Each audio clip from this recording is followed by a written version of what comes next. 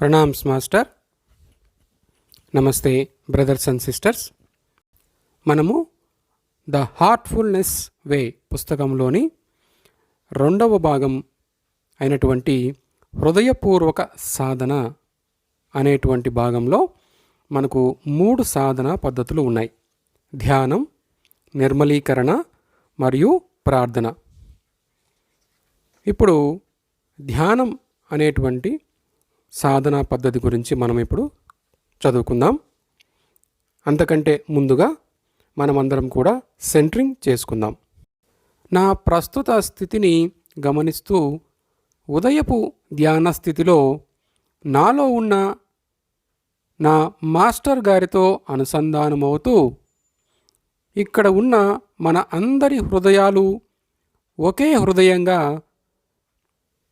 ఇక్కడ ఏమైతే నేర్చుకుంటున్నామో, వింటున్నామో వాటిని సరిగ్గా అర్థం చేసుకొని వాటిని మన హృదయంలో నింపుకొని జీవితంలో పాటించాలని, మాస్టర్ గారు మనల్ని ఏ విధంగా తయారు చేయాలని అనుకుంటున్నారో ఆ విధంగా తయారు కావాలని, వారు చేపట్టే కార్యక్రమాలు వారు ఆశించిన ఫలితాలను ఇవ్వాలని, వారు ఎల్లప్పుడూ సంపూర్ణ ఆయురారోగ్యాలతో ఆనందంతో ఉండాలని ప్రార్థిస్తూ మాస్టర్ యొక్క దివ్య హృదయంతో అనుసంధానం అవుదాం.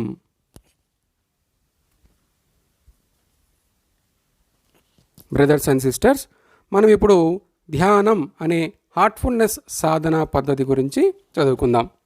హార్ట్ఫుల్నెస్ పద్ధతిలో మనం ప్రతిరోజు ఒకే సమయంలో ఒకే ప్రదేశంలో సుఖంగా కూర్చొని హృదయంలో ఉన్న దివ్య తేజస్సు మీద ధ్యానం చేస్తాము.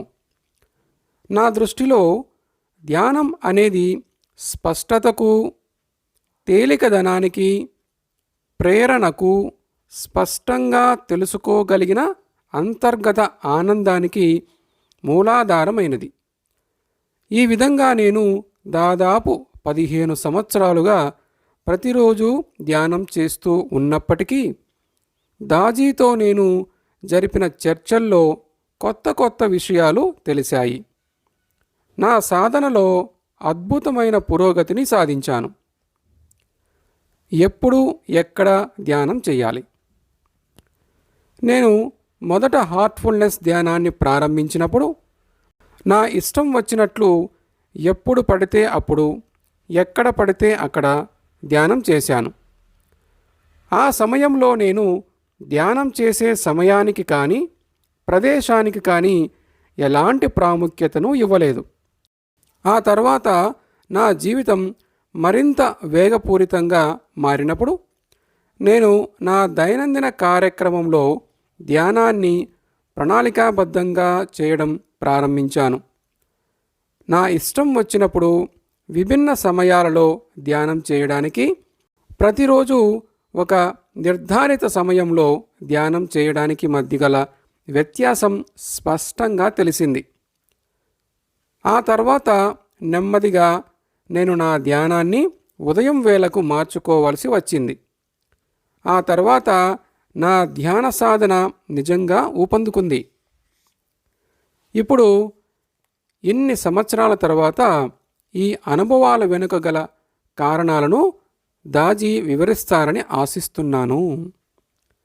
ధ్యానానికి ఉత్తమమైన సమయం ఏది అని పల్లా గారు దాజీ మాస్టర్ని అడిగారు. దానికి దాజీ మాస్టర్ ఇలా సమాధానం ఇచ్చారు: ఇప్పుడే అని దాజీ అన్నారు.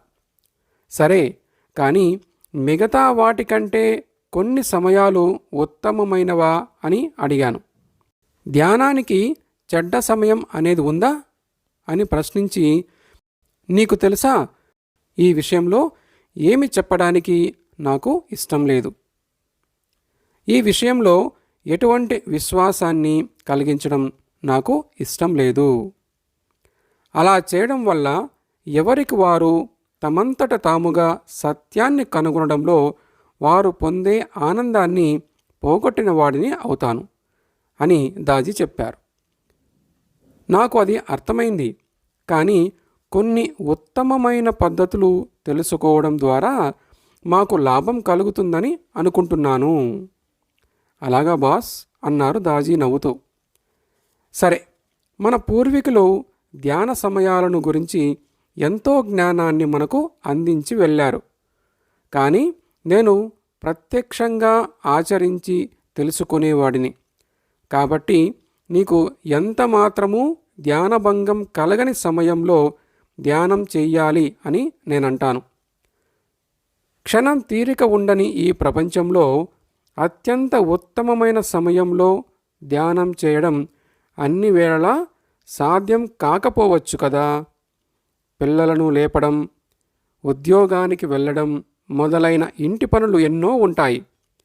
ఎన్నో ఒత్తిళ్ళు, ఆందోళనలు, సమస్యలు ఉంటాయి. అందుకని మనం జాగ్రత్తగా మన ధ్యాన సమయాన్ని ఎంచుకోవాలి. తెల్లవారుజామునే ధ్యానం చేయడం ఒక పరిష్కార మార్గం. అప్పుడు ధ్యానం చేస్తే మీ ధ్యానానికి భంగం కలిగించేవి, మీ దృష్టిని మళ్లించేవి అంతగా ఏమీ ఉండవు. కానీ మీకు అది ఇష్టమైతే ఏది ఏమైనా మీరు దాన్ని చేసి తీరుతారు. చూడు, నిజమైన అభ్యాసి ఈరోజు ధ్యానం చేసేందుకు నాకు వీలు పడదు అని అనడు.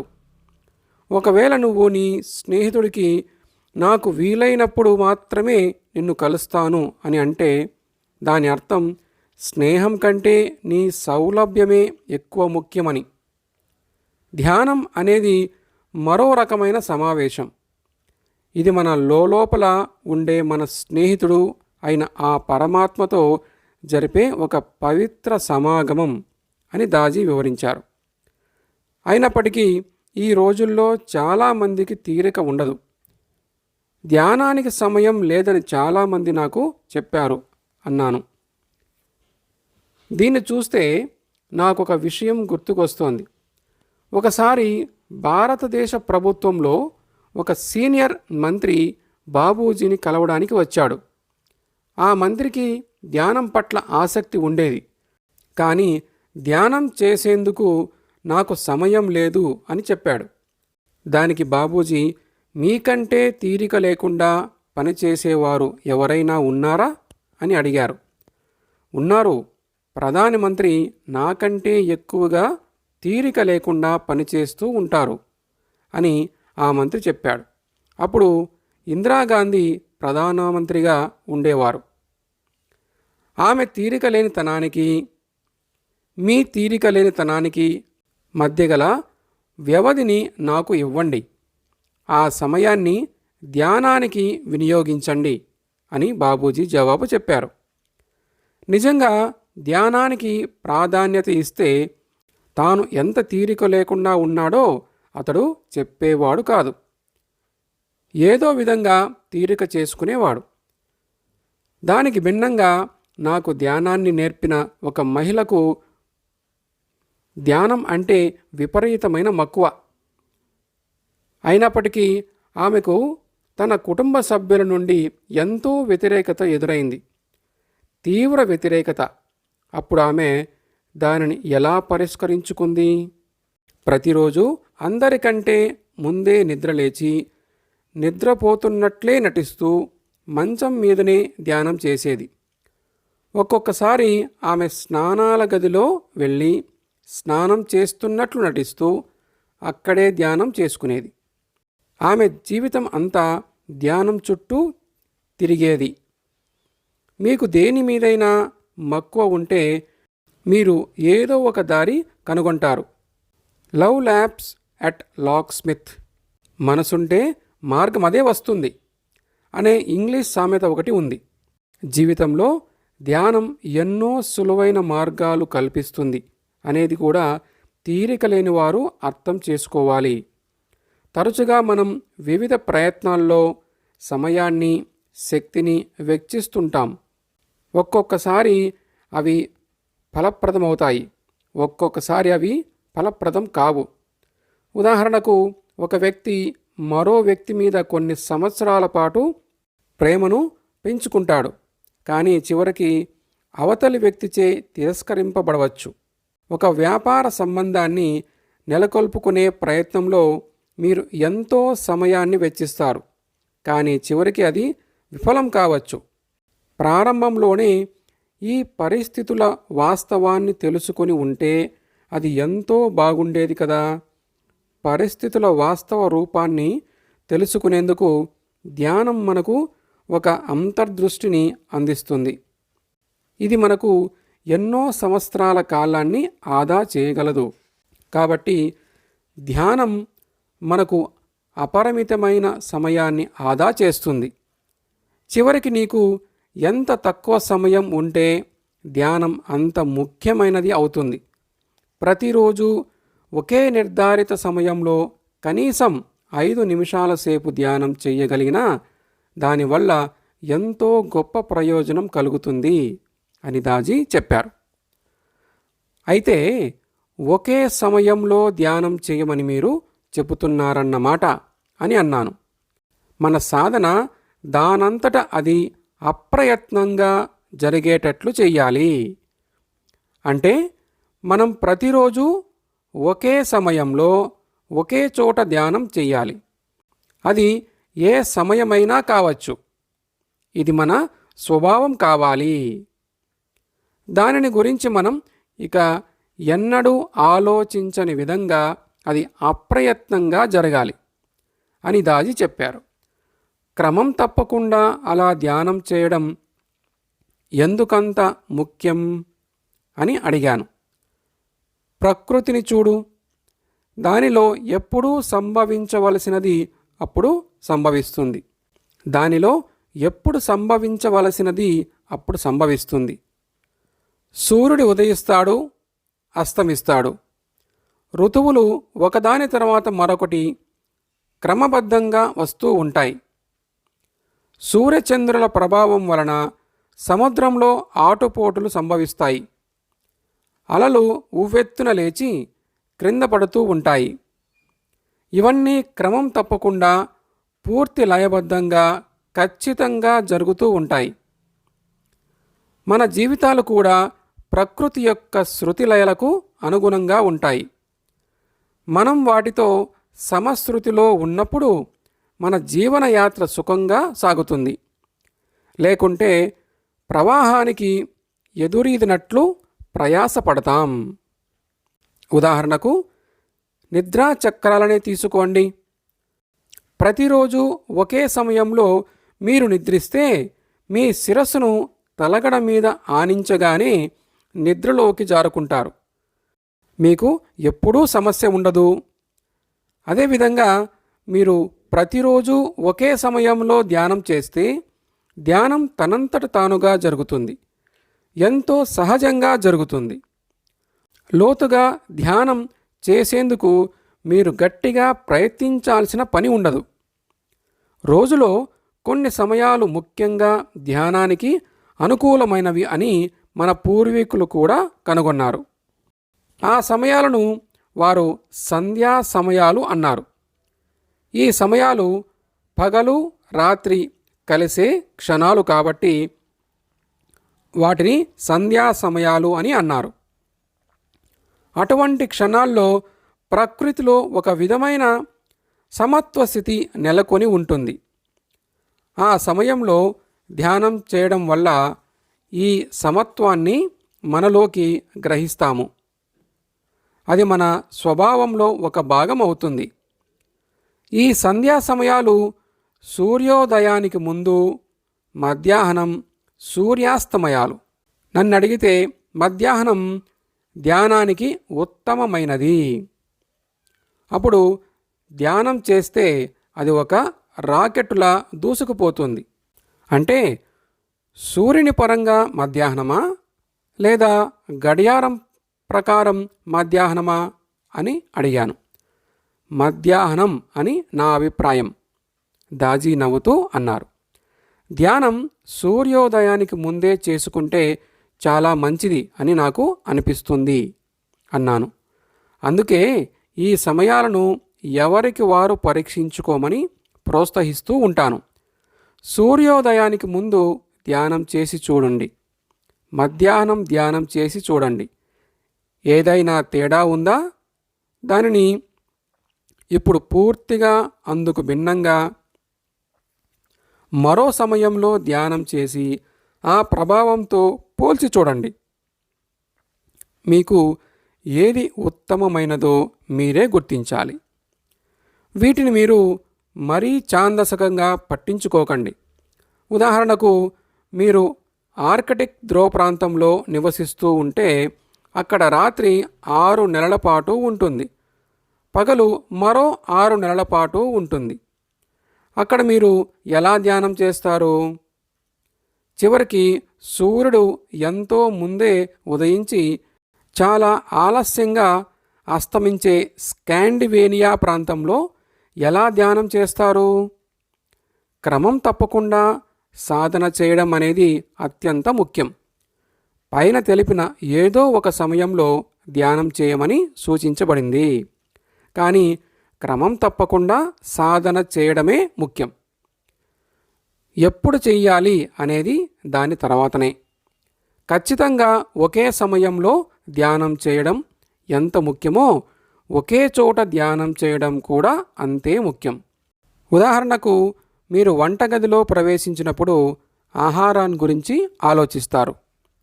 మీకు ఆకలిగా లేకున్నా ఏదో ఒకటి తీసుకొని తినాలనిపిస్తుంది.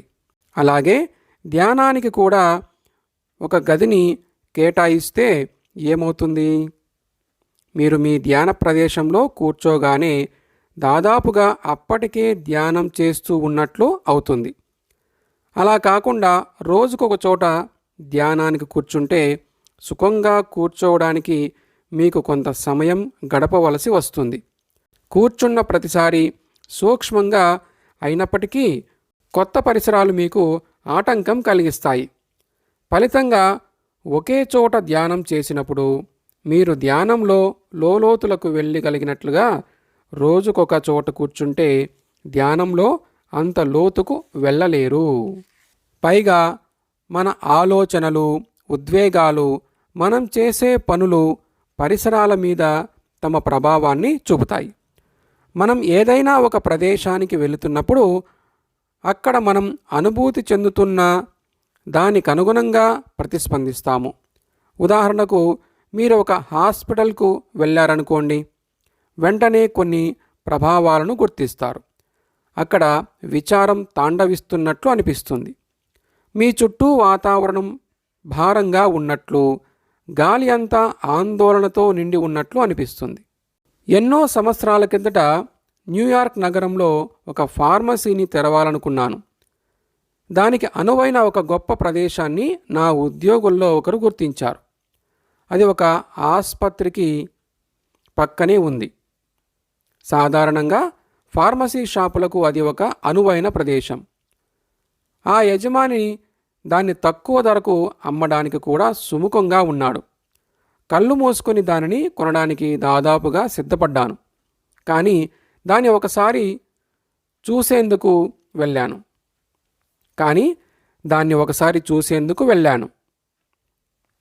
నేను లోపలికి ప్రవేశించిన వెంటనే అక్కడ ఏదో తేడాగా అనిపించింది. అలా చూస్తూ నేను రెస్ట్ రూమ్ను ఉపయోగించుకునేందుకు వెళ్ళాను. నేను ఆ గదిలోకి ప్రవేశించిన క్షణాన వాతావరణంలో ఏదో అలజడి ఉన్నట్లు అనిపించింది. అక్కడ ఒక విధమైన నిస్సహాయత, అపారమైన బాధ నెలకొని ఉన్నట్లు నాకు అనిపించింది. అక్కడ ఒక ఆత్మ తిరుగుతూ ఉన్నట్లు అనిపించింది. దానితో నేను వెనక్కి తిరిగి వచ్చేశాను. కానీ నేను బయటకు వచ్చినప్పుడు కూడా అది నన్ను వెంటాడింది. దానిని సహాయం కోసం చేసే ఒక ఆక్రందనగా మాత్రమే వర్ణించగలను. తర్వాత అక్కడ ఏం జరిగిందో తెలుసుకోమని నా ఉద్యోగికి చెప్పాను. ఆ మధ్యనే అక్కడ ఒక హత్య జరిగిందని తెలిసింది. ఏ ప్రదేశంలోనైనా అక్కడ చేసిన ఆలోచనలు, పనుల ప్రభావాలు అక్కడే వ్యాపించి ఉంటాయి. ఒకే ప్రదేశంలో పదే పదే ధ్యానం చేయడం వలన మనం అక్కడ ఒక ప్రత్యేకమైన ధ్యాన వాతావరణాన్ని సృష్టిస్తాము. అక్కడ ప్రశాంతత, పవిత్రత వ్యాపిస్తుంది. అది చాలా తేలికగా, సూక్ష్మంగా, పరిశుద్ధంగా ఉంటుంది. నిజానికి అది ఒక పవిత్ర స్థలంగా మారుతుంది. అయితే అన్ని ప్రదేశాలు కూడా పవిత్రమైనవే. మనం మన ఆలోచనలతో, ఉద్వేగాలతో, కార్యకలాపాలతో పాడు చెయ్యనంత వరకు ప్రతి వాతావరణము దివ్యత్వంతో నిండి ఉంటుంది. అందుకే మనం ధ్యానించే చోట వేరే పనులు చేయడం మానుకోవాలి. అలాగని ప్రతి ఒక్కరూ తమ ఇంట్లో ధ్యానానికి పూర్తిగా ఒక గదిని కేటాయించలేరు కదా అని అడిగాను.